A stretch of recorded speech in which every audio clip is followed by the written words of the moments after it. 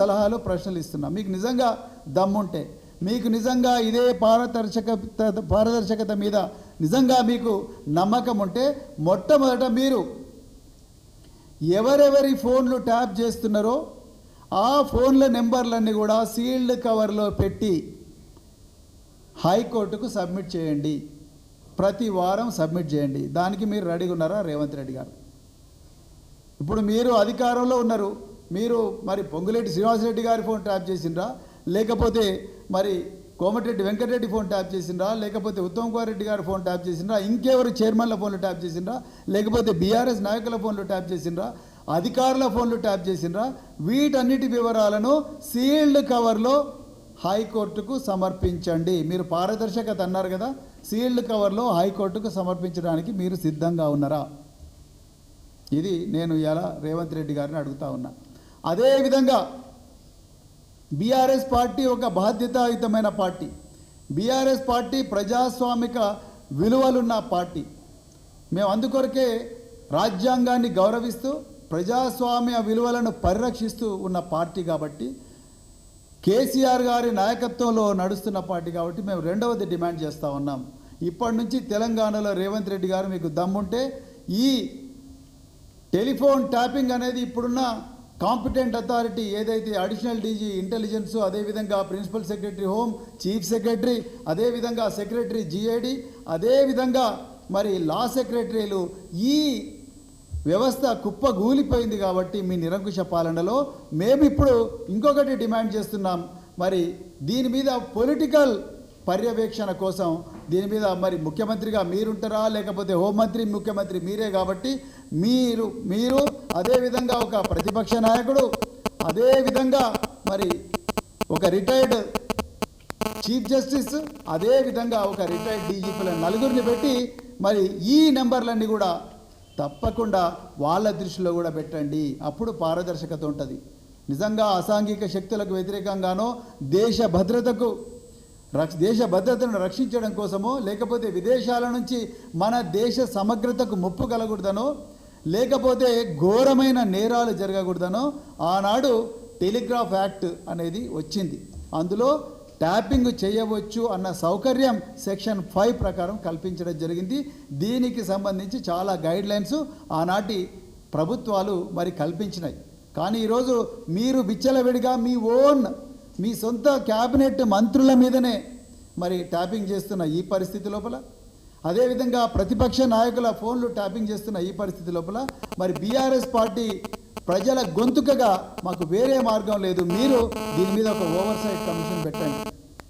తప్పకుండా పెట్టాల్సిందిగా మరి BRS party demand చేస్తూ ఉన్నది. పెట్టి అందులో ముఖ్యమంత్రిగా మీరుండండి, ప్రతిపక్ష నాయకులు ఉంటారు, అదిగో ప్రతిపక్ష పార్టీ నాయకులు ఉంటారు, అదేవిధంగా ఒక రిటైర్డ్ హైకోర్టు జడ్జో లేకపోతే సుప్రీంకోర్టు జడ్జో ఉంటారు, రిటైర్డ్ డీజీపీ ఉంటారు. అన్నీ మరి యాంటీసిడెంట్స్ వెరిఫై చేసిన తర్వాత వాళ్ళని పెట్టండి. ప్రతి 3 నెలలకు ఒకసారి ఏ నెంబర్లు ట్యాప్ చేసినారో వాటి మీద పూర్తిగా ఒక కూలంకషంగా సమీక్ష చేసిన తర్వాతనే మళ్ళీ నెక్స్ట్ స్టెప్ వేయండి. ఇది బీఆర్ఎస్ పార్టీ నుంచి మేము డిమాండ్ చేస్తున్నాం. ఇంకా మూడవది చివరి డిమాండ్ ఏంటయ్యా అంటే, ఇవాళ ముఖ్యమంత్రి, హోంమంత్రి ఇద్దరు కూడా రేవంత్ రెడ్డి గారే. నేను ఇంతకుముందే చాలా ప్రెస్ కాన్ఫరెన్స్ చెప్పిన, రేవంత్ రెడ్డి గారు ప్రతీకార వాంఛతోనే రగిలిపోతూ ఉన్నారు. తెలంగాణలో నడుస్తున్నది ప్రజాపాలన కాదు, ప్రజల మీద ప్రతీకార పాలన.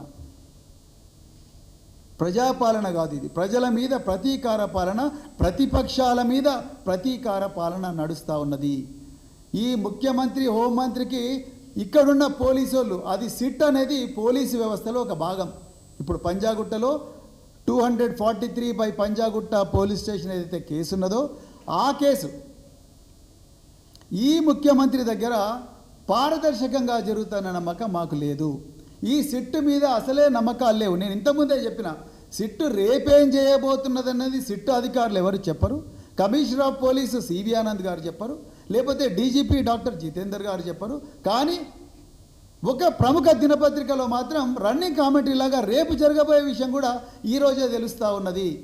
ఇంకా కొన్ని ఘోరమైన యూట్యూబ్ ఛానళ్ళు, ఇంకా మీకు ఓపెన్గా చెప్పాలంటే మహా న్యూస్ లాంటి ఛానళ్ళలో అత్యంత అశ్లీలమైన థంబ్నెయిల్స్ పెట్టి ఈ న్యూస్ లీక్ చేస్తూ ఉన్నారు. ఇలాంటి పరిస్థితి లోపల ఈ సిట్టుతో ఈ ట్యాపింగ్ వ్యవహారం అనేది పూర్తిగా తేలుతాననే నమ్మకం మాకు లేదు, తెలంగాణ ప్రజలకు అసలే లేదు. అందుకొరకే బీఆర్ఎస్ పార్టీ తరఫున మేము ఈ కేసును వెంటనే సిబిఐకి అప్పగించాలని చెప్పి కూడా డిమాండ్ చేస్తూ ఉన్నాం. మేము తప్పకుండా న్యాయ వ్యవస్థను కోరుతాం, గౌరవ న్యాయమూర్తులను కోరుతాం.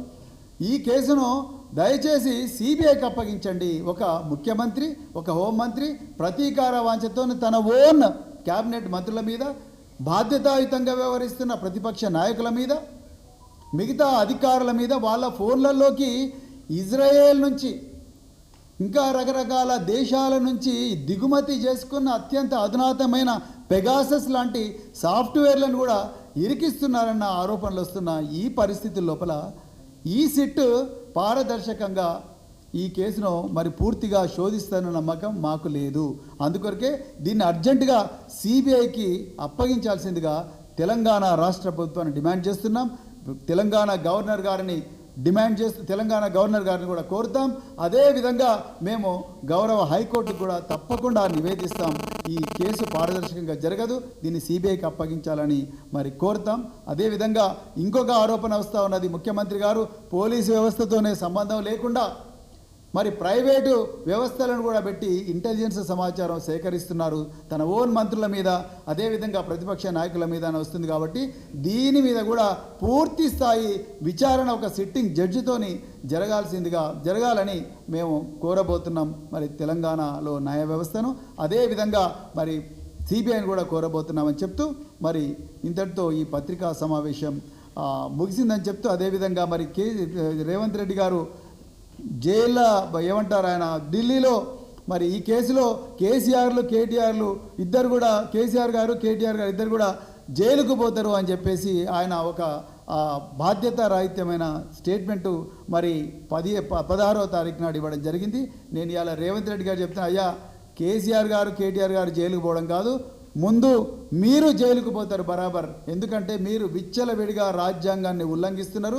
మీ దగ్గరున్న అన్ని వ్యవస్థలను కూడా మీరు వాడుకొని దుర్వినియోగం చేసి ఇక్కడ తెలంగాణ రాష్ట్ర ప్రజల స్వేచ్ఛను హరిస్తూ ఉన్నారు, రాజ్యాంగం ఇచ్చిన హక్కులను హరిస్తూ ఉన్నారు, మీ పర్సనల్ ప్రయోజనాలకు వాడుకుంటున్నారు. కాబట్టి తప్పకుండా మీరు జైలుకు పోవడం ఖాయం, తెలంగాణ ప్రజలు మిమ్మల్ని జైలుకు పంపించడం ఖాయమని చెప్తూ మరొక్కసారి తెలంగాణ మీడియా మిత్రులందరికీ కూడా ధన్యవాదాలు చెప్తూ జై తెలంగాణ, జై కేసీఆర్.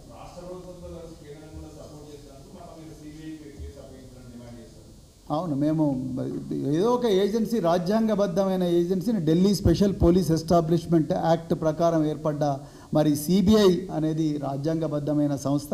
మరి అందుకొరకే మేము గౌరవ హైకోర్టు డైరెక్ట్గా సిబిఐకి రాయడం ఉండదు.